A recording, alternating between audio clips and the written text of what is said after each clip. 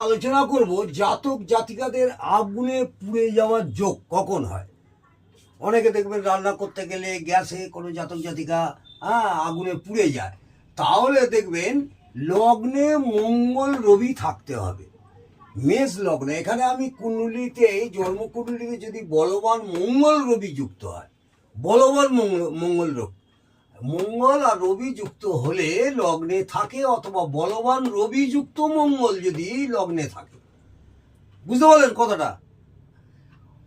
এখানে আমি বলছি বলবান মঙ্গল রবি যুক্ত হলে, এছাড়া বা অথবা বলবান রবি যুক্ত মঙ্গল যদি লগ্নে থাকে, তখনই আগুনে পুড়ে যাওয়ার সম্ভাবনা থাকবে।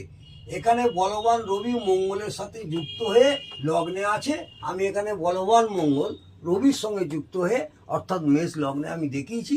এই যোগে জন্মগ্রহণ করলে সারা জীবন ছোট বড় আগুনের বিপদ ঘটবেই ঘটবে। যারা জ্যোতিষ নিয়ে পড়াশোনা করছেন, জ্যোতিষ ছাত্রছাত্রীদের উদ্দেশ্যে বলছি, এইটা মাথায় রাখবেন বা প্রয়োজন হলে নোট করে রাখুন।